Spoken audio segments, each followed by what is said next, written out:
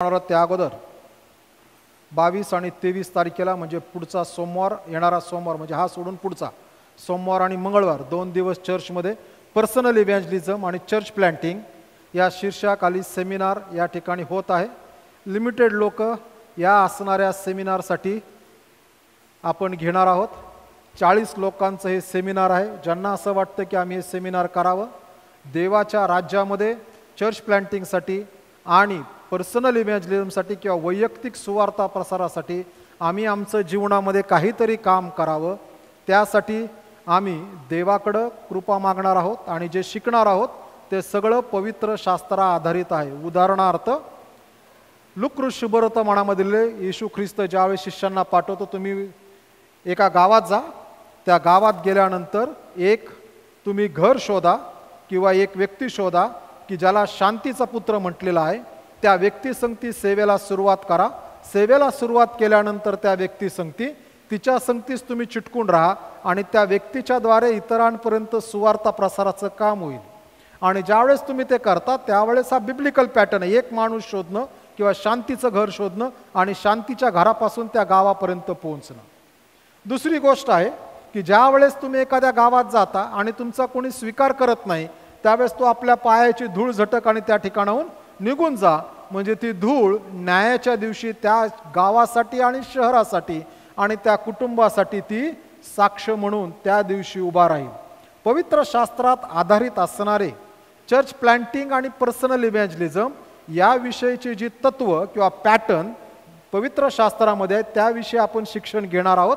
आणि म्हणून प्रिय बंधू, ज्यांना असं वाटतं की यात आम्ही सहभागी व्हावं, कृपा करून आपली नावं आज संध्याकाळपर्यंत द्या.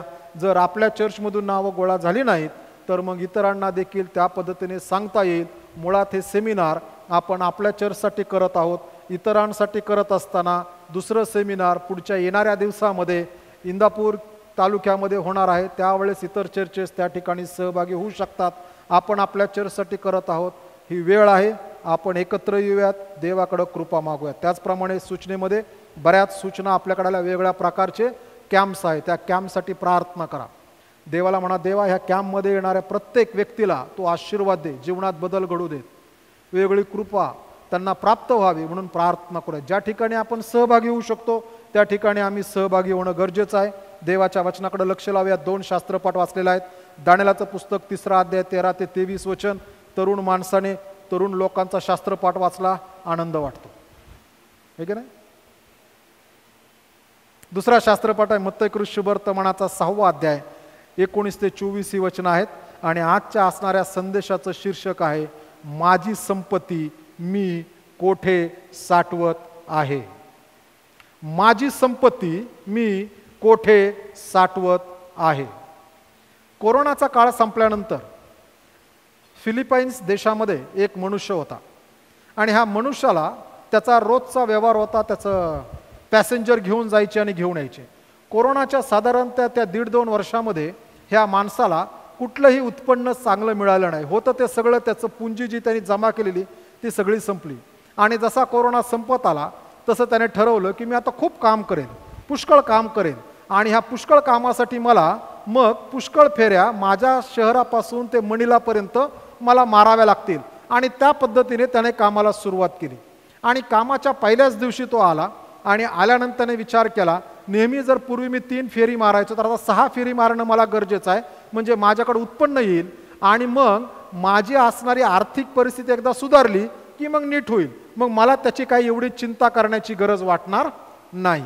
आणि मग तो हे सगळं विचार करतोय. पहिली सकाळी सकाळी त्याची ती बस भरली जात आहे आणि ती गाडी त्याची भरली जात असताना तो ड्रायव्हर सीटवर बसलेला आहे, लोक येऊन बसत आहेत, अजून 1-2 जास्तीचे पॅसेंजर आले तर बरं होईल. आणि हे सगळं पाहत असताना त्याला बाजूच्या असणाऱ्या स्टँडवरती एक माणूस उभा आहे आणि हा जो माणूस उभा आहे त्याच्याकडे त्याने पाहिलं आणि देवाचा आत्मा त्याला म्हणतो की तू जा आणि त्या माणसासंगती बोल, तू जा आणि त्या माणसासंगती बोल.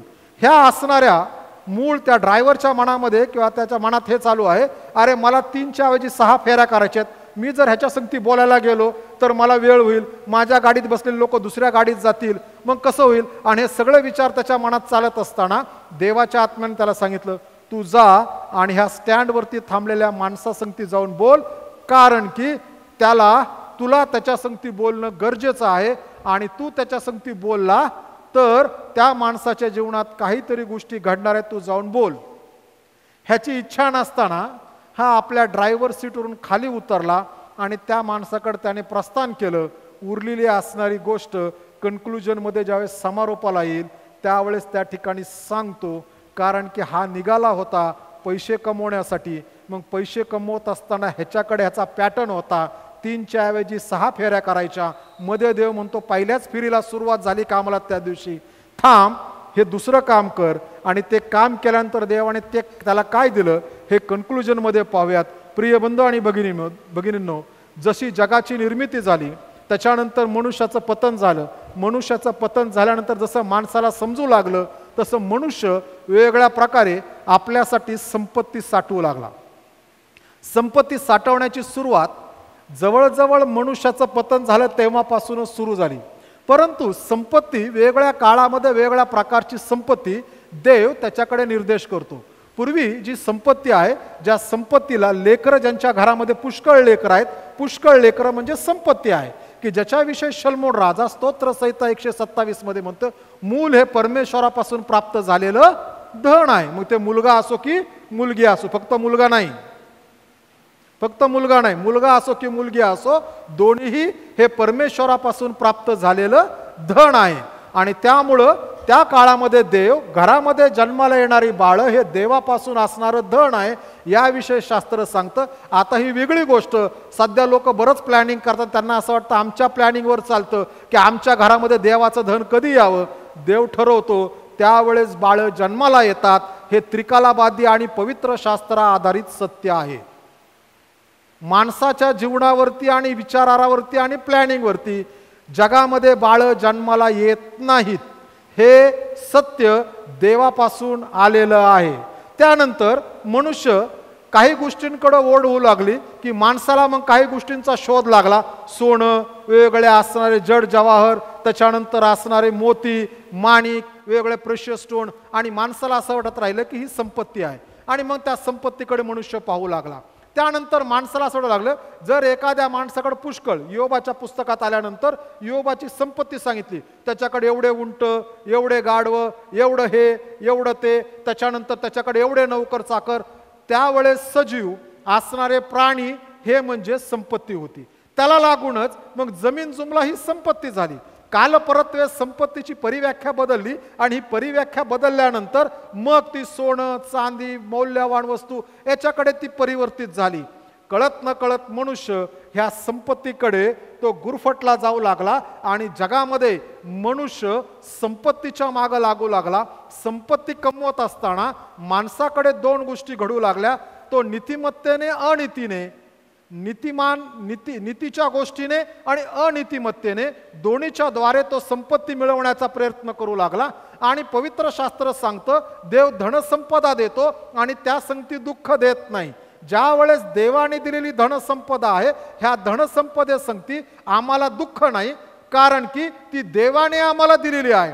ज्या वेळेस आम्ही लुबाडून किंवा अनीतीने घेतलेली धनसंपदा आमच्याकडे येते, त्यावेळेस त्या धनसंपदे सांगते आमच्या जीवनामध्ये दुःख, क्लेश, आजारपण हे सगळं त्याला लागून येतं, कारण की ती आमच्याकडे आली त्याच वेळेस अनीतीने आली. अनीती जी आहे ती पवित्र शास्त्राला धरून जग यदाकदाचित त्याला अप्रूव्ह करत असेल की हे झालंय, नियमानुसार झालं, घटनेनुसार झालं, जे लिहिलेली आमची नियमावली आहे त्यानुसार झालं, या नियमानुसार झालं. पण जर बायबल त्याला नाही म्हणतं तर ते नाही आहे, ते अनीतीच आहे. कारण जगाचे नियम स्वर्गाच्या राज्यात चालत नाहीत. आणि मग संपत्ती कशी मिळवायची याविषयी परमेश्वराने उत्पत्ती, निर्गम, लेवीय, गणना, अनुवाद या 5 पुस्तकात आणि शलोमोन राजाने सांगत असताना त्याने सांगितलेलं आहे. नीतिसूत्राच्या पुस्तकात अनेक वेळेस तो द्रव्याविषय आणि धनसंपत्तीविषयी बोलतो. प्रिय बंधू आणि भगिनींनो, ज्या वेळेस आम्ही संपत्तीकडे येतो त्यावेळेस प्रत्येक माणसाला असं वाटतं की माझ्याकडे संपत्ती असावी, पण ती योग्य त्या पद्धतीने, नीतीच्या पद्धतीने जर आमच्याकडे आली तर ती यथायोग्य आहे. मी जर लाच देऊन नोकरीला लागलो असेल आणि त्याच्यानंतर माझ्याकडे घरात जर संपत्ती येत असेल तर मोठं प्रश्नचिन्ह आहे. लाच देणारे आणि घेणारे दोघं तेवढेच दोषी आहेत. कारण शास्त्र सांगतं लाच राजाचे डोळे काय करते? आंधळे करते. मी जर लाच घेऊन कामाला लागलो असेल आणि त्याच्यानंतर मग जर माझ्या घरामध्ये पगार येत असेल तर मोठा प्रश्नचिन्ह आहे. कारण माझं बेसिक माझं असणारं फाउंडेशनच चुकीचं आहे. त्याच्यावरच्या गोष्टी देव कशा आशीर्वादाच्या करेल?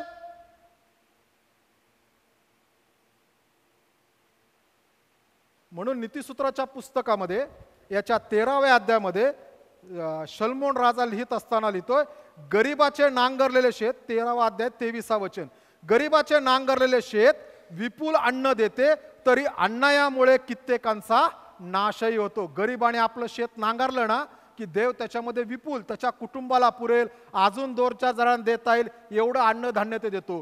परंतु ज्या वेळेस अन्यायाने मिळवलं त्यावेळेस ते कठीण होतं. त्याच्यावरचं वचन जर आम्ही वाचलं तर 22, चांगला मनुष्य आपल्या पुत्रपौत्रास वतन ठेवतो, पण पाप्याचे धन धार्मिकासाठी साठवलेले असते. चुकीच्या पद्धतीने पापी पद्धतीने साठवलेलं जे धन आहे हे धन आम्ही नीतिमानासाठी मागे ठेवून जातो. म्हणून प्रिय बंधू आणि भगिनींनो, जगामध्ये पूर्वापार 2 पद्धतीने धन आणि धनसंपदा मिळवण्याची गडबड चालू आहे. येशूने त्याच्या संपूर्ण काळामध्ये भरपूर त्याने असणारे संदेश दिले. त्यापैकी 3 मोठे संदेश शुभवर्तमानामध्ये विदित आहेत. आणि त्यापैकी एक संदेश आहे की ज्याला म्हणलेलं आहे डोंगरावरील प्रवचन.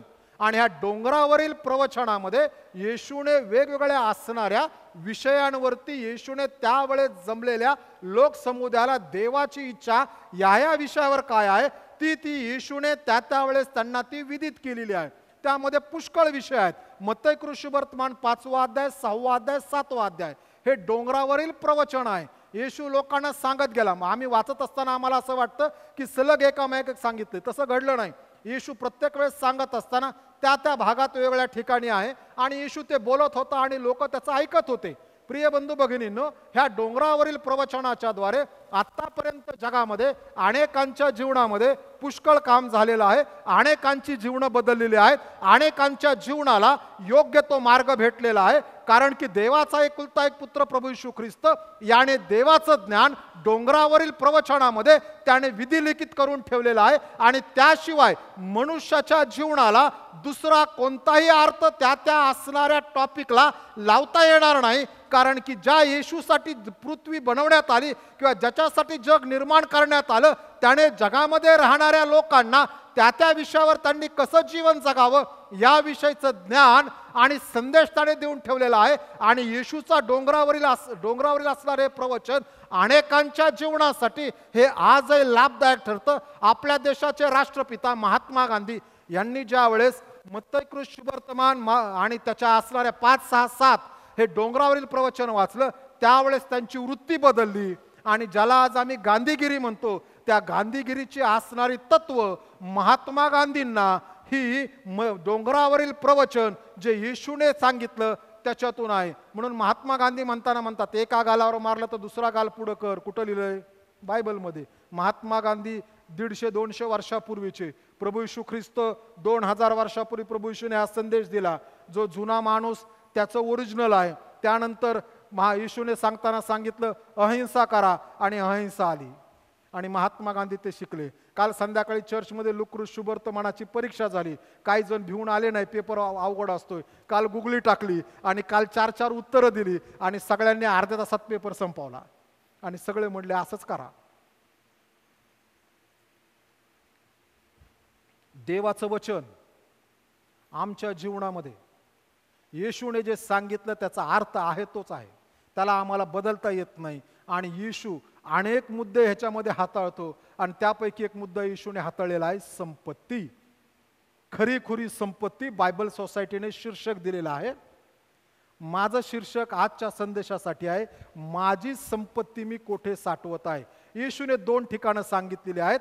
दोन्ही ठिकाणाची माहिती सांगितली. दोन्ही ठिकाणामध्ये संपत्ती साठवण्यानंतर काय घडतं हे सांगितलेलं आहे आणि कोठे साठवायला पाहिजे हेही शास्त्र आम्हाला सांगतं. आणि पहिली असणारी येशूने सांगत असताना जी सांगितलेली आहे तो म्हणतो 19वा वचन 6वा अध्याय 19वा वचन मत्तई शुभवर्तमान तो म्हणताना म्हणतो पृथ्वीवर आपल्यासाठी संपत्ती साठवू नका, सर्वात पहिली महत्वाची गोष्ट, आजच्या संदेशाचा पहिला मुद्दा आहे, पृथ्वीवर आपल्यासाठी संपत्ती साठवू नका.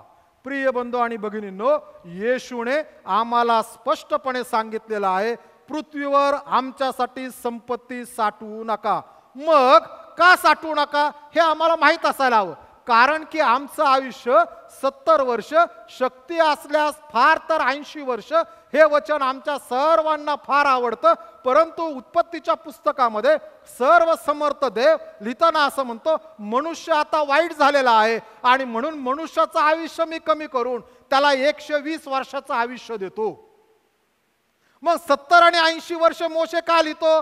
कारण की मोशे सांगती 6 लाख पुरुष आणि त्यांच्या 6 लाख पत्नी, त्यांची लेकरं बाळं हे सगळे मिस्रातून निघाले. 40 वर्षाच्या प्रवासामध्ये 6 लाख पुरुष आणि त्याच्या असणाऱ्या पत्नी ह्या सगळ्या मरण पावल्या. आता 6 लाख भागिले 40, त्यातून जो आकडा येतो त्या आकडा भागिले 365, मग तुम्हाला तुमची संख्या येईल की मनुष्याचं आयुष्य 70 वर्ष ते 80 वर्ष याच्यामध्ये बसतं. म्हणून तो लिहित असताना सरासरी आयुष्यमान लिहितोय की मनुष्याचं आयुष्य 70 वर्ष 80 वर्ष. सध्या भारत देशामध्ये सरासरी आयुष्यमान आहे 55 वर्ष. 55 वर्षासाठी आम्ही खूप गडबड करतो. सगळेच 55ला नाही मारणार. हा, जे 1946, 45, 46, 47 आहे का कोणी जन्मलेलं 45, 46, 47ला? एक पण नाही. 1, 2, बर 50 पर्यंत जन्मलेले आहेत का कुणी? 45 ते 50 मध्ये जन्मलेले कुणी आहेत का? तुम्ही आशीर्वादित पिढी आहात. तुमच्या पिढीविषयी बायबल असं म्हणतं की ही जी पिढी आहे ही यदा कदाचित येशूचं दुसरं येणं पाहिल, म्हणजे तुम्ही लवकर मरणार नाही ह्याची शाश्वती बायबल देतं आम्हाला. कारण येशू ख्रिस्त म्हणतं ज्या वेळेस अंजिराच्या झाडाला पालवी फुटू लागेल त्यावेळेस तुम्ही समजून घ्या की त्याच्या येण्याचा समय जवळ आलाय. अंजिराच्या झाडाला पालवी फुटत असताना त्याच वेळेस इतर झाडांनाही पालवी फुटू लागेल.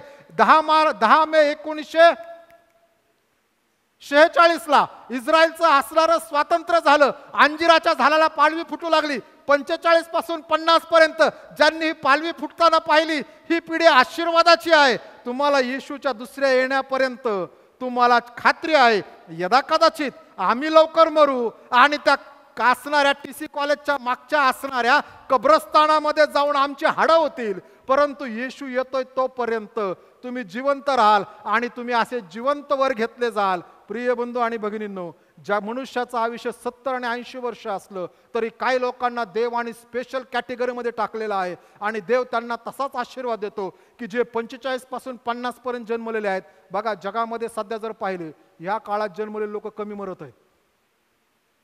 कोरोना येऊ नाहीतर कोरोनापेक्षा डेंजर आजार येऊ, हे त्या सगळ्यावर मात देऊन कोरोनावरती परत 2 बुटं घालून उभा राहून ते उभा राहतील आणि म्हणतील नाही नाही येशूचं दुसरं येणं बघायचंच आहे, मी जिवंत वर जाणार आहे. 70 आणि 80 वर्षामध्ये आम्ही पुष्कळ गोष्टी करण्याचा प्रयत्न करतो आणि शास्त्र म्हणतं 70 आणि 80 वर्षापेक्षा अनादी कालापासून अनंत कालापर्यंत जे सार्वकालिक जीवन आहे ज्याच्यामध्ये आम्ही जाणार आहोत ते धन साठवायला हवं. 70-80 वर्षासाठी नको. दुसरी महत्वाची गोष्ट, या ठिकाणी पृथ्वीवरती त्याला कसर आणि जंग लागेल. त्या काळामध्ये लोक धन दौलत गोळा करायचे, हांड्या बिंड्यामध्ये घालायचे आणि जमिनीत पुरून ठेवायचे. कारण त्यावेळेस काही सेफ लॉकर नव्हते वेगवेगळ्या कंपन्यांचे, डिजिटल लॉकर्स, आणि ते टाकून द्यायचे आणि कधी कधी तो माणूस आपल्या लेकरा बाळांना सांगण्याच्या अगोदरच मरून जायचा. कारण त्याला भीती वाटायची जर मी सांगितलं आणि मुलांनी माझं घेतलं तर कसं होईल, आहे ना हो. तो मेला, धन दौलत मिली जमिनीत. योबाचं पुस्तक फार सुंदर पुस्तक आहे. योबाचं पुस्तक लिहिलं गेलं उत्पत्तीचं पुस्तक लिहिलं गेलं त्या काळात, अब्राहमाच्या काळाचा हा जवळपास माणूस आहे, म्हणजे ख्रिस्तपूर्व 2000 वर्षाच्या अगोदर. योबाचं पुस्तक जर तुम्ही वाचलं तर योबाच्या पुस्तकात एक सुंदर घटना आम्हाला वाचायला भेटते. योबाने जिवंत असतानाच आपल्या 7 मुलांना, बघा योबाची पहिली 7 मुलं 3 मुली होत्या, सगळे पडले, मरण पावले. देवाने परत त्याला 7 मुलं आणि 3 मुली दिल्या. म्हणजे ह्या योबाचं आयुष्यमान वाढलं, मुलं मोठी झाले, मुली मोठ्या झाल्या आणि पुन्हा देवाने त्याला त्या स्टेटसला आणलं की तुझी मुलं तिथं आहेत. आणि शास्त्र असं म्हणतं ह्या योबाने आपले 7 मुलं आणि 3 मुली यांना आपल्या मालमत्तेचा वाटा दिला. म्हणा ना, प्रेज द लॉर्ड. आज लोक म्हणतात मुलींना काय म्हणून वाटा द्यायचा. अहो, शास्त्र सांगतंय ना, सांगतं की नाही? कारण देवाच्या दृष्टीने मुलगा आणि मुलगी निराळे नाहीत, दोन्ही सारखे आहेत. 2000 वर्षापूर्वी, ख्रिस्ताच्या अगोदर, म्हणजे आजपासून 4000 वर्षापूर्वी योब देवाचा माणूस म्हणून तो मुलींना पण वाटा देतो. आमची धनदौलत ह्याला कसर आणि जंग लागू शकतो. ह्या भूतलावरती चोर चोरी करून घेऊन जाऊ शकतो. आमचं नुकसान होऊ शकतं जर आमच्याकडे आलेली धनदौलत देवाने दिलेल्या नियमानुसार नाही तर आम्ही जे जमा करत आहोत ते छिद्र पडलेल्या पिशवीत पैसे टाकत आहोत, त्यातून पैसे निष्ठून जाणार. यदा कदाचित आमच्याकडे ते पैसे असतील पण त्याचा उपयोग आम्हाला करता येणार नाही. कोरोनाच्या काळामध्ये लोक फार नम्र झाली होती. ज्याची आठवण येत नव्हती त्याला पण फोन करून विचारायचे, अरे कसं काय चाललंय बाबा तुझं. कोरोना संपला, सगळं नीट झालं की मनुष्य पुन्हा आपल्या पूर्वीच्या वृत्तीवर आला. आता तो देवाला पण जुमानत नाहीये. काय नाही, मी जगलोय. आम्ही नाही जगलो, देवाने आम्हाला जगवलं म्हणून येतपर्यंत आलो. मग कोरोनात जे मरण पावले ते पापी होते का? अजिबात नाही. त्याविषयी लुकरू शुभवर्तमानात सांगितलेलं आहे. ज्या वेळेस गालिलकरांवरती बुरुज पडून ते मरण पावले ते तुमच्यापेक्षा जास्त पापी होते का? येशू ख्रिस्त म्हणतो अजिबात नाही. देवाची कृपा होती म्हणून तुम्ही जगलात. आमच्या धनदौलत या ठिकाणी चोरी जाऊ शकते.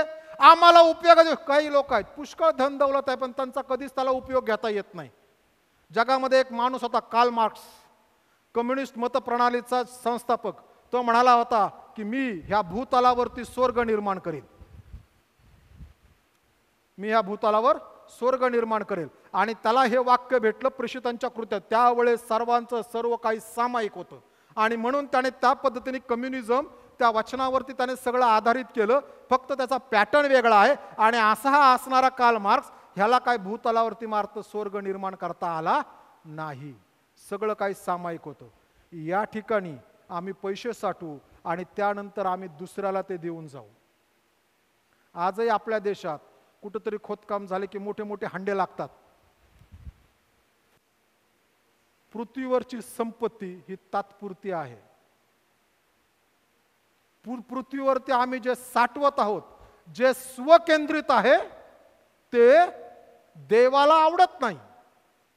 म्हणून पृथ्वीवर ज्यावेळेस आम्ही आमच्यासाठी संपत्ती मग ह्याचा अर्थ आम्ही घरदारे घ्यायची नाहीत का? आम्ही गाड्या घोड्या घ्यायच्या नाहीत का? नाही, घ्यायच्या ना, देव देतोय. परंतु त्याच्यामध्ये आम्ही जास्त मन लावायचं नाही. हे म्हणजे जीवन करायचं नाही. शास्त्र आम्हाला सांगताना स्पष्टपणे सांगतं की पैशाला पंख आहेत आणि ते उडून जाणार. आज एकाकडे उद्या दुसऱ्याकडे असेल. जगात खूप उदाहरणं आहेत. आणि म्हणून शास्त्र म्हणतो पृथ्वीवरती संपत्ती साठवू नका, कारण ज्या अनंत कालासाठी तुम्हाला निर्माण केलेलं आहे त्यात तिचा काहीही उपयोग नाही. पिढीसर अजून भयंकर आहे. म्हणून पृथ्वीवर संपत्ती साठवू नका, कारण की नाश पावणारी संपत्ती. तो म्हणतो ना, कसर, जंग, चोरी, ह्याचा अर्थ ती नाश पावणारी आहे.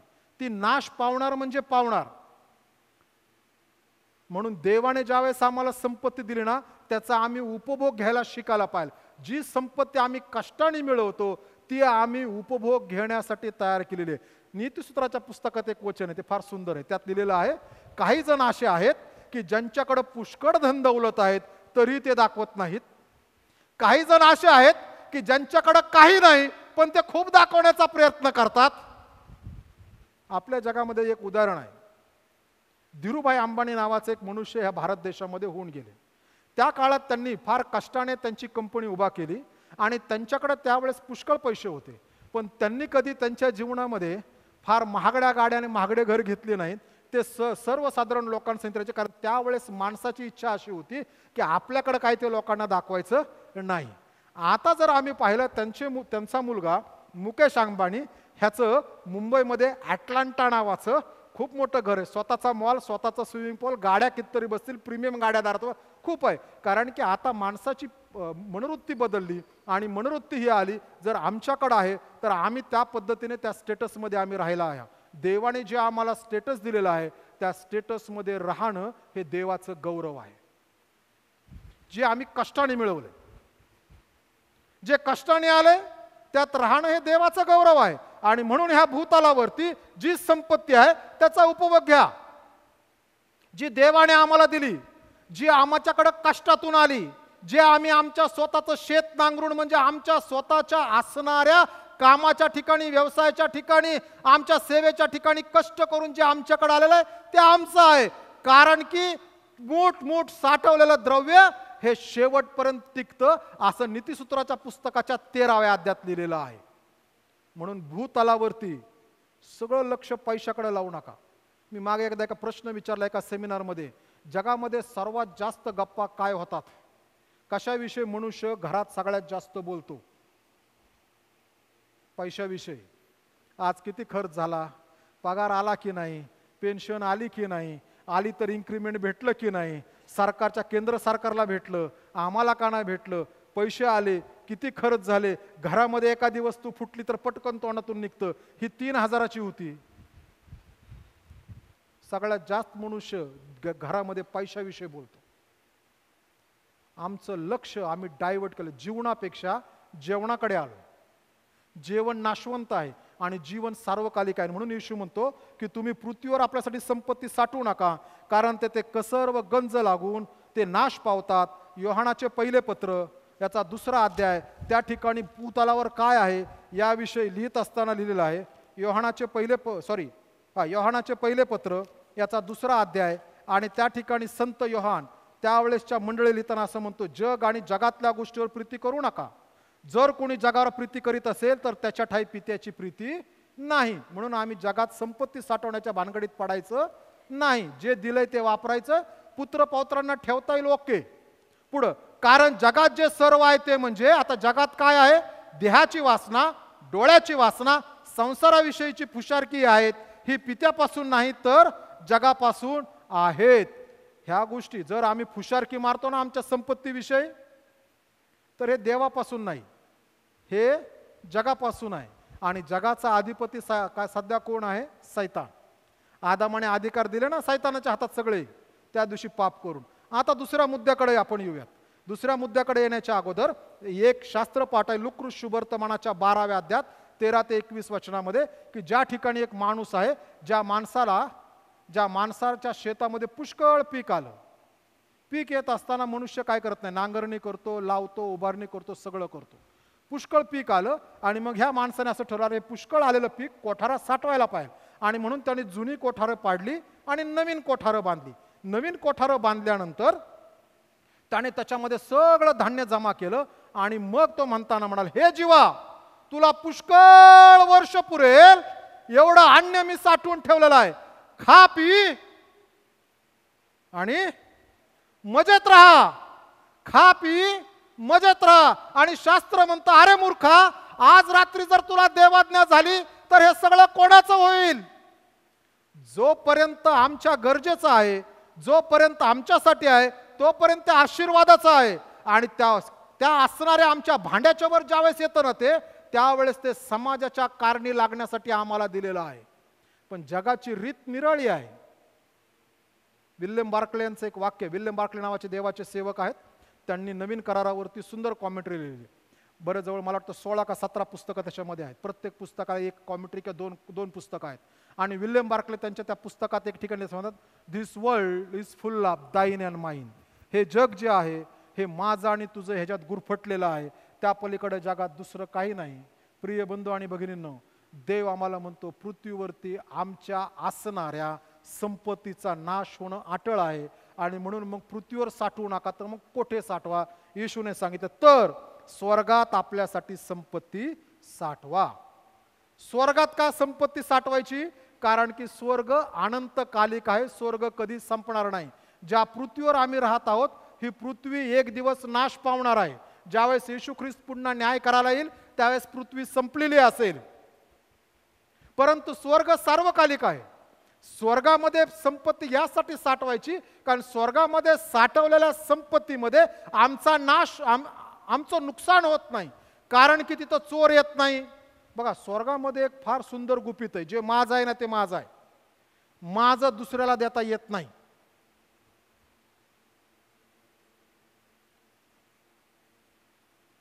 आपल्याकडे सारख्या सारख्या नावाची माणसं आहेत ना, आहेत की नाही? सुधीर जाधव, अजून एक सुधीर जाधव, 2 सुधीर जाधव. स्वर्गात गेल्यानंतर ह्यांची संपत्ती त्याला जाणार नाही आणि त्यांची ह्यांना येणार आहे, त्यांची त्यांनाच राहील. नाव किती सारखे असो, गाव किती सारखं असो, नाही जाणार, ज्याचं त्यालाच आहे. कारण ते स्वर्गातलं गणित आहे, ज्याचं आहे ना त्यालाच मिळेल. देव दुसऱ्याला देत नाही. त्यातलं इतकं इंचभर पण देणार नाही. इंचभर कशाला, गुंजभर पण देणार नाही सोन्याच्या भाषेमध्ये. स्वर्ग सार्वकालिक आहे. स्वर्गातली संपत्ती ट्रान्सफरेबल नाही. तिसरी महत्वाची गोष्ट, स्वर्गातली जी संपत्ती आहे ज्या माणसाची आहे त्याच माणसाने ती वापरायची आहे, ती दुसऱ्याला वापरता येत नाही. काय आनंदाची गोष्ट आहे हो. LICची स्कीम आहे, जिंदगी के बाद भी जिंदगी के साथ भी जिंदगी के बाद भी. मेल्यावर त्या पैशाला काय करायचंय?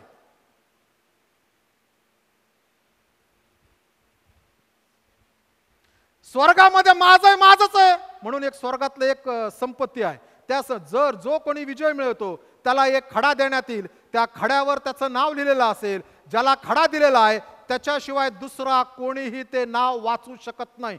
काय पर्सनल आहे हो, काय पर्सनल आहे. त्याच्याशिवाय दुसरं कोणाचंच नाही. नाव पण माहित नाही लोकांना ह्याला काय दिलंय देवाने.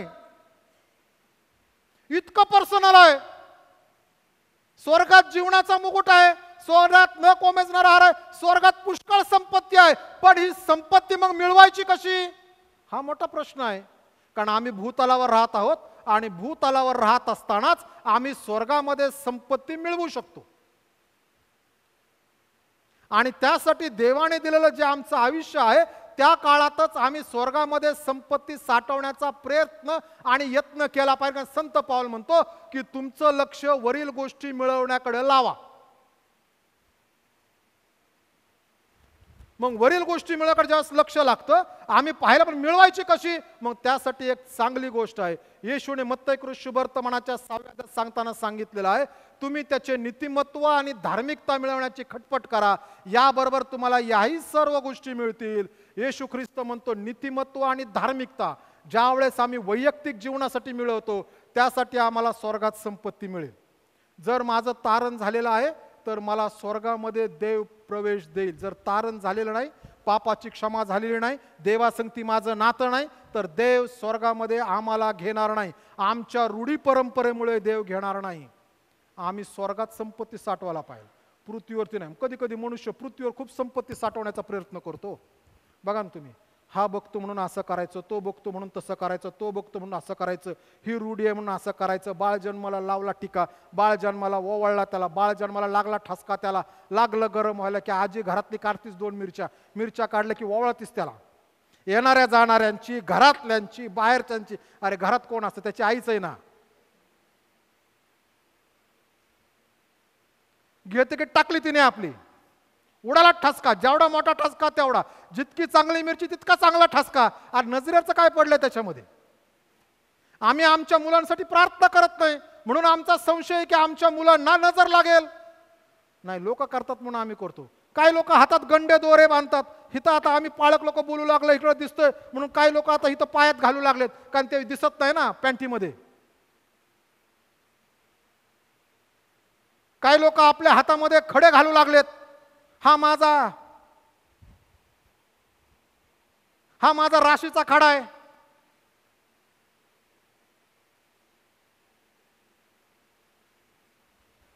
दुसरे करतात म्हणून आम्ही करतो. जगात आम्ही साठवू लागलोय, देव स्वर्गात आम्ही साठवायचं नाही. मी माझ्या मुलांना, माझ्या लेकरांना देवाकडे समर्पित केलंय आणि ही संपत्ती तिथंच आहे. मला जगातली कुठली गोष्ट बाधा करणार नाही. कारण स्तोत्र संहिता 121 मध्ये म्हटलंय, इस्रायलाच्या रक्षकाला झोप लागत नाही तो डुलकी घेत नाही. दिवसा सूर्याची व रात्री चंद्राची तुला बाधा होणार नाही. मग आम्ही पुढे येतो. थोडा मोठा झाला, जरा मुलगा चांगला झाला, रात्री बेरात्री येत नको बाबा, का ते करणी केलेली असते, जादूटोणा केलेला आहे, त्या रस्त्याने येऊ नको, त्या रस्त्याला अमुक अमुक भूत आहे, त्या रस्त्याने नको, त्या रस्त्याला तमुक तमुक भूत आहे. मी पूर्वी पुण्यामध्ये राहिला होतो आणि तिवारी पाळेसाहेब केडगावला राहिला होते आणि एका संध्याकाळी मी तिथून येत होतो आणि रात्री माझं बरंच टॅफ्टीची कामं संपवली आणि रात्रीची मी रेल्वे धरली. 10:10ला काहीतरी एक रेल्वे असायची, ती केडगावला येते. नेमकी त्या दिवशी ती लेट झाली. मी पहाटे 1:45ला रेल्वे स्टेशनला आलो, 1:30-1:45ला. आणि मग मी माझी सॅक आपली खांद्यावर टाकली आणि निघालो. मग एक माणूस म्हणला, सर कुठं चाललात? मी म्हणलो डोंगरावर चाललोय. सुदेश कांबळे यांचे वडील राहायचे ना त्या ठिकाणी, तिवारी पाळेसाहेबांचे, तिथं चाललोय. तो म्हणला जाऊ नका जाऊ नका. मी म्हणालो का? नाही नाही म्हणा, तिकडे जाऊ नका म्हणला, त्याच्या पाठीमागून जाता नाही ना म्हणला, तिथं एक भूत असतंय म्हटला. म्हणलं कुठं? म्हणला मुक्ती मिशनच्या मागच्या रस्त्याने तुम्ही जाता ना, तिथे एक भूत असतं. मी विचारलं कसलं असतं? म्हणलं पांढऱ्या रंगात असतं. अरे म्हणलं तुम्हाला काय वाटतं काय? म्हणलं जन्मभर त्या माणसाने म्हणलं देवाचं काम केलं, त्याला तुम्ही भूत करताय म्हटलो. चला म्हणा माझ्या संगती. आणि आमच्या संगती, माझ्या संगती तो निघाला बिचारा कसतरी, कसं करत करत, त्याला अलीकडे जायचं, मला पलीकडे जायचं होतं. कसतरी निघाला. नेमकं तिथं आलं की त्या झाडीमध्ये त्या असणाऱ्या त्या काँग्रेसच्या मध्ये कुत्रं खसबस खसबस करत. तो म्हणा सर काहीतरी दिसतात, तेवढं एवढं मोठं कुत्रं दिसत नाही होय तुला. म्हटलं अनेक वेळेस इथून जाऊ नको, तिथं जाऊ नको, करणी वैलन भूत लागलं ना अमुक करत. शास्त्रात स्पष्टपणे सांगितलंय, ज्याचं तारण झालंय त्याला भूत लागत नाही.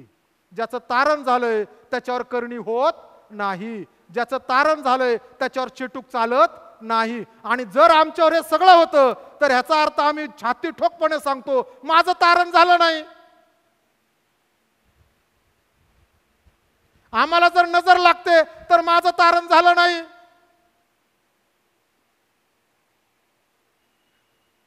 मग आला ओटी भरण्याचा प्रकार. सगळे भरतात म्हणून आम्ही भरतो. मुलाच्या घरचे ऐकत नाही म्हणून आम्ही ओटी भरतो. अहो जगात सध्या जगामध्ये रेशो आहे, साधारणतः 13% नवीन जोडप्यांना मुलं होत नाहीत. त्यांच्या पण ओट्या भरल्याच गेल्या ना, फळं टाकलीच नाही ना. आम्ही परत म्हणतो प्रार्थना करून टाकतोय.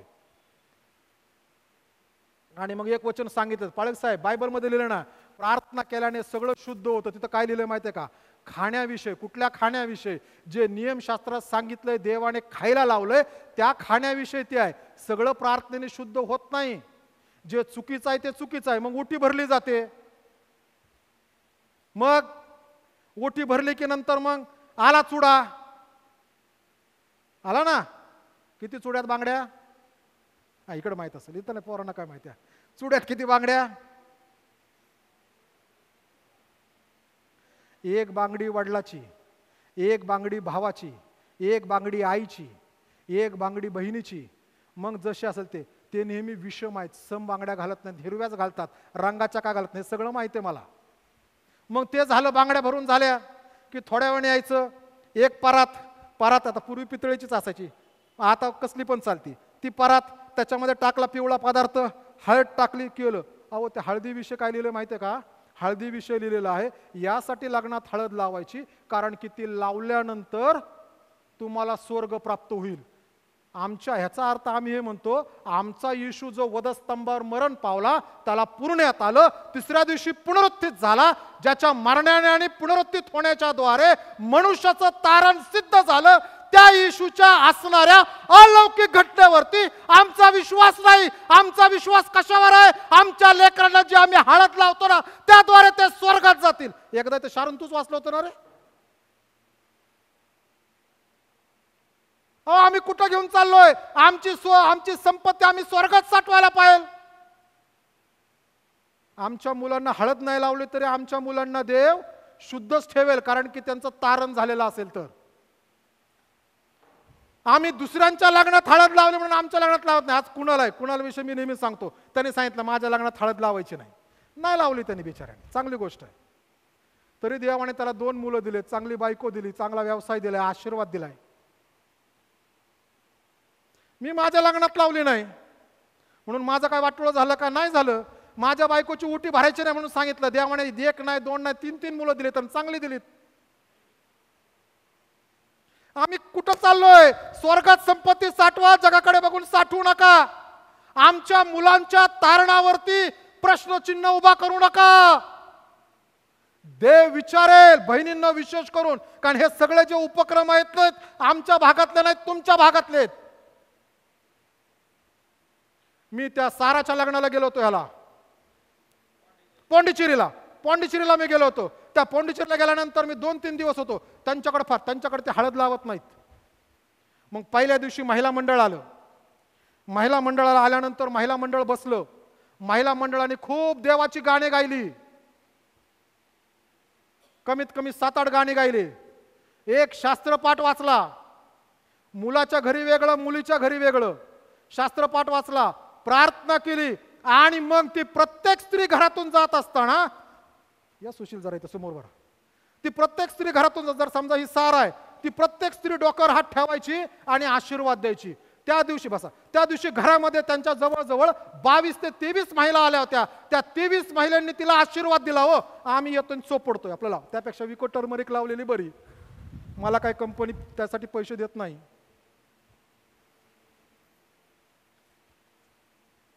स्वर्गात संपत्ती साठवा, कारण तिथं कसर आणि गंज लागत नाही. ते देवाने आमच्यासाठी प्रायव्हेट ठेवलंय, ते आमचं आहे. दुसरी महत्वाची गोष्ट, स्वर्गात संपत्ती साठवत असताना काय करायचं? बायबल सांगतं तेवढं करायचं. बायबल सांगतं तेवढं करायचं. बायबल सांगताना हे कर, तेवढंच केलं ना की स्वर्गात संपत्ती साठवली जाते. थेंब थेंब थेंब थेंब, मूठ मूठ, पैसा पैसा स्वर्गात संपत्ती साठवली जाते. 15 दिवसापूर्वी मी भुसावळला होतो आणि एक व्यक्ती मला भेटायला आली. ती म्हणली, पाळक साहेब तुमचे फार आभारी आहे. मी म्हणालो, का काय झालं? ते म्हणाले, पाळक साहेब त्या दिवशी 10 मार्चचा जो संदेश आहे वधस्तंभाचा, तो संदेश आम्ही ऐकला. आणि आम्ही ऐकल्यानंतर मग आमच्या आईने सांगितलं मावशीला पाठवला. आणि मावशीने त्या दिवशी संदेश ऐकत असताना रडून येशूचा स्वीकार केला. आणि ती म्हणाली की मी कधी समजलं नव्हतं की येशूने आणि येशू माझ्यासाठी तिने येशूचा स्वीकार केला. त्यानंतर म्हणले त्या असणाऱ्या आमच्या मावशीने पुढे एका कुटुंबात पाठवलं. त्या कुटुंबामध्ये 7-8 जण आहे. त्यांनी घरामध्ये युट्यूब चॅनल लावला. युट्यूब चॅनल लावल्यानंतर ते पोरं बघत राहिले. 2 तरुण मुलांनी येशूचा स्वीकार केला. प्रिय बंधू आणि भगिनींनो, या प्रकारे आम्ही साठवतो स्वर्गात. मी चर्चसाठी संदेश दिला ना, त्याच्याऐवजी दुसरं कोणाच तरी काम झालं. ज्यावेळेस रेकॉर्डिंग करायचं राजेश म्हणला करा. राजेशचं त्या असणाऱ्या माझ्या सेवेमध्ये राजेशचं योगदान आहे. निलेश त्यासाठी काय खर्च करत आहे, देव त्यासाठी प्रतिफळ देईल. जे प्रार्थना करतात देवा हे संदेश, त्यांना देव प्रतिफळ देईल. आम्ही सगळे या प्रकारे धन साठवतो स्वर्गामध्ये. कोरिन्थीकरास दुसरे पत्र 9 अध्यायात म्हटले, पवित्र जनांच्या गरजा भागवल्या जाव्यात म्हणून आम्ही दान द्यायला पाहिजे. ज्या ज्या ठिकाणी पवित्र जनांच्या गरजा भागवल्या जातात त्याद्वारे आम्ही स्वर्गामध्ये संपत्ती साठवतो. पण आम्ही दिलेल्या ठिकाणी जर पवित्र जनांच्या गरजा पवित्र जन म्हणजे फक्त पाळक आणि सेवक नाही बरं का. चर्चच्या पवित्र जनांच्या काय गरजा आहेत? विश्वासणाऱ्यांचा समुदाय म्हणजे पवित्र जन. पाळकाविषयी देणं, सुवार्तिका देवाच्या सेवकांना देणं, याविषयी शास्त्र तर स्पष्टपणे सांगतच आहे, त्याच्याविषयी दुमत नाही. परंतु ज्यावेळेस आम्ही पवित्र जनांच्या किंवा संतगणांच्या असणाऱ्या गरजेसाठी काम करतो त्यावेळेस आम्ही स्वर्गामध्ये आमची संपत्ती साठवतो. आणि त्यावेळेस देव म्हणाल, भल्या व विश्वासू दासा, तू थोडक्या गोष्टीविषयी विश्वासू राहिलास, हे मी तुझी पुष्कळावर नेमणूक करतो. तू जे साठवलंय स्वर्गात ते तुझ्यापासून कुणी काढून घेणार नाही. देव माझं प्रतिफळ मला देईल, देव ह्यांचं प्रतिफळ यांना देईल, देव त्यांचं प्रतिफळ त्यांना देईल, देव त्यांचं त्यांना देईल, देव त्यांचं त्यांना देईल, देव त्यांचं त्यांना देईल, देव ह्यांचं यांना, प्रत्येकाला ज्याचं त्याचं प्रतिफळ देईल. त्या सेवेमध्ये आमचं जे योगदान आहे त्यासाठी.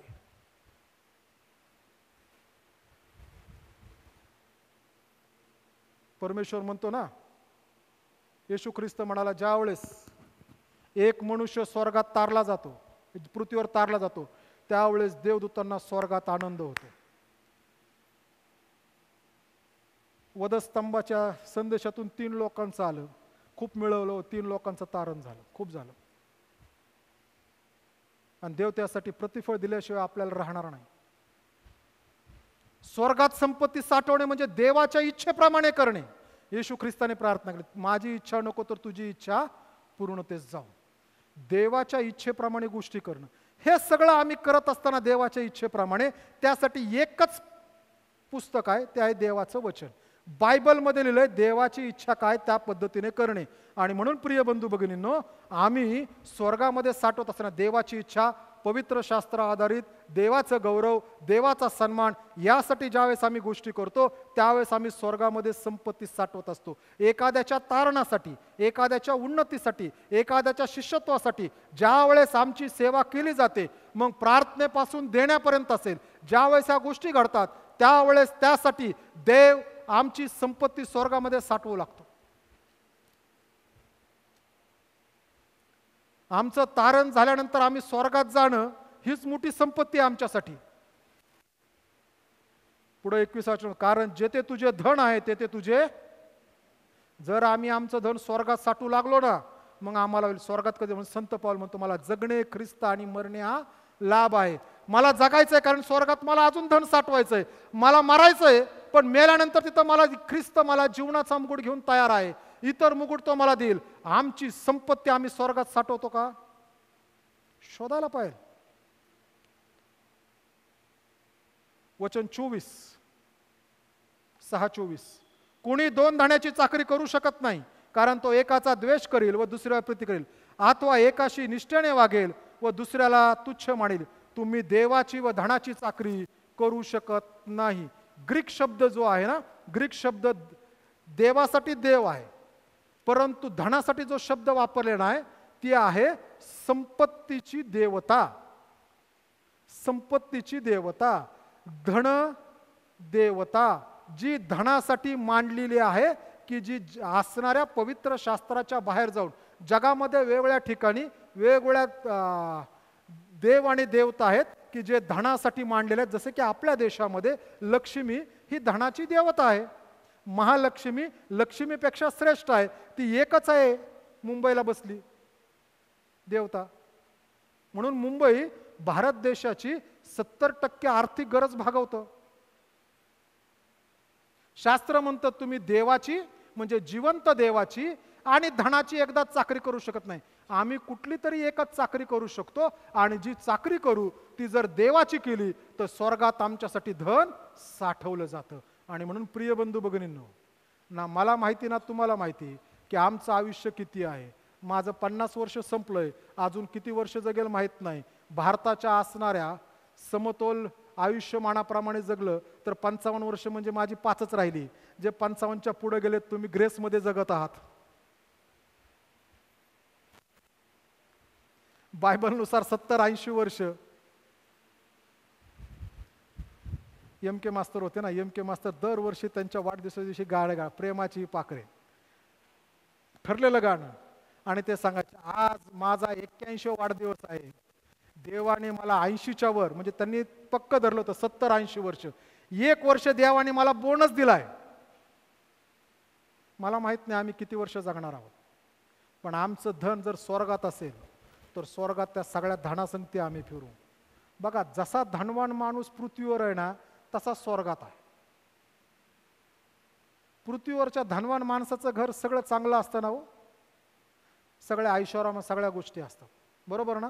स्वर्गात गेलेला माणूस तो जितका धनवान, त्याच्यासाठी पण येशूने तसंच घर बांधलंय वरती. तो म्हणतो मी जातो आणि तुमच्यासाठी घर बांधतो, ते झालं की मी पुन्हा येईल. तसंच घर आपल्यासाठी बांधेल. पण मी जर सार्वकालिक जीवनामध्ये कफल्लक आहे तर माझं घर पण कफल्लकच असेल, छोटं झोपण्यापुरतं, तिथं झोप नाही म्हणा. पण मी सार्वकालिक जीवनात जर श्रीमंत आहे तिथं, तर देव मला तसंच जीवन देईल. प्रिय बंधू आणि भगिनींनो,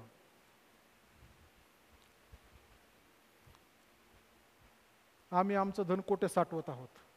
तो फिलिपाईन्स मधला ड्रायव्हर सीटवरून खाली उतरला, त्या माणसाकडे गेला आणि त्या माणसाशी तू बोलू लागला. आणि त्या माणसाशी बोलत असताना त्याला म्हणाला की काय झालंय, फार निराश दिसतो. आणि त्यांनी त्याची व्यथा सांगायला सुरुवात केली. आणि हा असणारा ड्रायव्हर त्याचं सगळं ऐकू लागला. त्याचा सुरुवातीला घड्याळाकडे लक्ष होतं, किती वेळ बोलतोय कोणास ठाऊक, पण वेळ संपत चालला. आता घड्याळाचं लक्ष संपलं, आता लक्ष त्या माणसावर केंद्रित झालं. त्या माणसासंगती तो बोलू लागला आणि त्या माणसाचं सगळं ऐकल्यानंतर त्याने देवाच्या आत्म्याने सांगितलं त्याप्रमाणे त्याला पवित्र शास्त्रातून मार्गदर्शन केलं. त्या माणसाने ईश्वर विश्वास ठेवला, देवाची कृपा त्याला प्राप्त झाली आणि तो आपल्या मार्गाने पुन्हा आपल्या घरी निघून गेला. हा ड्रायव्हर आपल्या ड्रायव्हर सीटवर येऊन बसला. तो म्हणाला मला 6 फेऱ्या कराव्या लागल्या नाही, 3 फेऱ्यातच देवाने मला 6 फेऱ्याचे पैसे दिले, कारण की देव आमचं नुकसान होऊ देत नाही. आमचं लक्ष जर स्वर्गातल्या गोष्टीकडे असेल तर भूतलातल्या गोष्टी देव आम्हाला त्यावेळेस पाहून देईल. आणि म्हणून जगात संपत्ती साठवू नका, तर कुठे साठवा? स्वर्गात साठा. स्वर्गात साठवण्यासाठी बोलत असताना विचार करायचा, मी हे बोलतोय देवाचं गौरव करतो का? मी हे करतो देवाचं गौरव करतो का? मी हे करतो यातून देवाचा सन्मान होतो का? मी हे करतो यातून बायबल पाळतो का? यदा कदाचित आम्ही प्रत्येक वेळेस पाळू शकणार नाही, आम्ही माणूस आहोत, आम्ही चुकू, आमच्याकडनं पाप होईल. पण ते पाप झाल्यानंतर ज्यावेळेस देव आम्हाला दाखवतो ते सोडून ते पुन्हा न करता नवीन गोष्टी करणं सोपं आहे. म्हणून संत पॉलिकेट लिहितो, जर तू पूर्वी चोरटा होतास तर तुझं चोरीचं काम तू सोडलंस आता, परंतु तुझ्याकडे जे आता भेटतं त्या भेटलेल्या गोष्टीतून तू इतरांच्या असणाऱ्या भल्यासाठी पैसे दे, त्यांचं चांगलं कर. प्रिय बंधू भगिनींनो, देवाचं गौरव, देवाचा सन्मान, देवाचं वचन, देवाचं गौरव सार्वकालिक जीवनामध्ये गेल्यानंतर मी श्रीमंत व्हायला हवं, तर ह्या 4 गोष्टी जग आम्हाला सार्वकालिक जीवनामध्ये श्रीमंती देऊ शकत नाही. जगातल्या फोल रूढी आणि परंपरा आम्हाला स्वर्गामध्ये श्रीमंती देऊ शकत नाही. आम्हाला जगातले असणारे हा काय म्हणल आणि तो काय म्हणल, हे आम्हाला सार्वकालिक जीवनामध्ये आणि स्वर्गामध्ये आम्हाला श्रीमंत आणि प्रगल्भ करू शकत नाही आणि आमचा धनसंचय करू शकत नाही. आमचा धनसंचय हा देवाशी निगडीत गोष्टी, देवाची कृपा, देवाचा अनुग्रह, देवाचं वचन, देवाचं पॅटर्न, देवाची नीतिमत्ता, देवाचे वचन, देवाचं विचार यावरती अवलंबून आहे. शेवटचं एक उदाहरण सांगतो आणि मग थांबतो. इयोबाचा देवाने न्याय करायचं ठरवलं आणि इयोबाला देवाने बऱ्याच कठीण काळातून नेलं. आणि मग इयोबाच्या अंगावर शेवटी फोड आली, तो खापरीने अंग खाजवत होता. त्याची बायको पण त्याला म्हणाली, काय देवाचं नाव धरून बसलात, काय सत्व धरून बसलात, द्या देवाला शाप आणि जा मरून. आणि तो म्हणतो, तू पण अधर्मी स्त्रियांसारखं बोलतेस काय? तो एवढंच बोलतो. आणि ते झाल्यानंतर त्याचे 3 मित्र येतात आणि त्या 3 मित्रांचा पॅटर्न जगाचा आहे. जगामध्ये त्यावेळेस पद्धत आहे, आज पण जर एखादा मनुष्य कठीण काळातून जात आहे, कष्टातून जात आहे, तर याचा अर्थ त्याने काहीतरी पाप केलेला आहे असा माणसांचा ग्रह असतो. आणि त्याच्या 3 मित्रांचा पण तोच ग्रह होता. जर इयोबाची श्रीमंती गेली आणि इयोब आता भिकेला लागलाय, त्याचं शरीर संपलंय, फोडं आलेत, ते तो याचा अर्थ ह्या इयोबाने काहीतरी असं केलेलं आहे की जे देवाच्या विरुद्ध पाप केलेलं आहे. आणि म्हणून ते 3 जण इयोबाला दोष देतात. आणि इयोब म्हणतो, मी काही केलं नाही, मी काही केलेलं नाही, मी काही केलेलं नाही, मी नाही केलेलं. जगाच्या नियमानुसार तुम्हाला वाटतं की हे झालेलं असावं, पण जगाचा नियम माझ्यावरती लागू होत नाही, ते बरोबर नाही, मी नाही केलं, मी नाही केलं. आणि ते 3 त्याला बोलतच राहतात. आणि शेवटच्या अध्यायात आल्यानंतर देव ह्या 3 मित्रांना सांगताना म्हणतो इयोबाला, इयोबा, ह्या 3 मी तुला ह्या त्रासातून घेऊन जात होतो त्यावेळेस ह्या 3 तुझ्यावर जो आरोप केलेला आहे तो चुकीचा आहे. कारण की तू पाप केलं नव्हतं तरी म्हणले तू पाप केलेलं आहेस आणि ते चूक केलेली आहे. आणि म्हणून जोपर्यंत तू ह्या 3 क्षमा करणार नाही तोपर्यंत मी त्यांची क्षमा करणार नाही. इयोबाने केली असेल का हो? केली असेल हो, कारण इयोबाचं मन फार चांगलं होतं. प्रिय बंधू आणि भगिनींनो, आणि इयोबाने स्वर्गात संपत्ती साठवली. आकाशने वाचलेला शास्त्रपाठ, ते 3 जण शद्रक, मेषक, आबेदनको, ते म्हणले हे शरीर संपलं तरी चालेल, हे जळालं तरी चालेल, हे वाया गेलं तरी चालेल, आम्ही आमच्या तारुण्यात ह्या असणाऱ्या आग्नीमध्ये मेलो तरी चालेल, परंतु आम्हाला स्वर्गामध्ये आमची संपत्ती साठवायची आणि आम्ही त्या देवाकडे पाहत त्या स्वर्गात जायला तयार आहोत. त्याचा परिणाम हा झाला, नबुकदनेस्सर राजाला देवाचा एकुलता एक पुत्र प्रभू येशू ख्रिस्त याचं त्या आगेमध्ये दर्शन झालं. ते येशूचं प्री इन्कारनेशन एक्झिस्टन्स आहे भूतलावरचं. येशू जन्माला येण्याच्या, देहधारणा करण्याच्या अगोदर येशू काही वेळेस शास्त्रात दिसतो, त्या ठिकाणी तो दिसतो. आणि नबुकदनेस्सर म्हणतो, मनुष्याचा पुत्रासारखा कोणीतरी एक त्यांच्याबरोबर 4थ्या आगेत फिरताना दिसत आहे. आणि त्या दिवशी ह्या 3 स्वर्गात धनसंचय करावा म्हणून आग्नीत जाण्याचा निर्णय घेतला. आणि नबुकदनेस्सर राजाला त्यातून जे दिसलं तो मनुष्याचा पुत्र म्हणजे प्रभू येशू ख्रिस्ताची ओळख झाली. आम्ही ज्यावेळेस धनसंचय स्वर्गात करतो त्यावेळेस देवाचं गौरव होतो. यावेळेस सर्वजण उभा राहूयात. संत परमेश्वरा, तो आशीर्वादित तू कर, याद्वारे तुझ्या नावाचं गौरव करून घे. यावर बरकत आणि आशीर्वाद देणारा देबाप तो, आणि ज्या कार्यासाठी आम्ही आणलेलं ते कार्य यातून सिद्धीच जावं अशी कृपा आणि अनुग्रह तू होत. या आठवड्यामध्ये असणारे मंडळीची प्रत्येक सेवा तुझा पुत्र प्रभू येशू ख्रिस्त त्याच्या नावामध्ये आशीर्वादाने पूर्णतेस तू घेऊन जा. विभक्त होत असताना तुझी कृपा आम्हा प्रत्येकासंगती असू देत. प्रार्थना येशूच्याद्वारे मागतो म्हणून तो ऐक. आमेन. हे आमच्या स्वर्गातील पित्या, तुझे नाम पवित्र मानले जाव, तुझे राज्य येव, जसे स्वर्गात तसे पृथ्वीवरही तुझ्या इच्छेप्रमाणे हो. आमची रोजची भाकर आज आम्हास दे, आणि जसे आम्ही आमचे ऋणे आसरून सोडले आहेत तसेच तू आमची ऋणे आम्हास सोड, आणि आम्हास परीक्षेत आणू नकोस, तर आम्हास वाईटापासून सोडीव. कारण की राज्य, सामर्थ्य आणि गौरव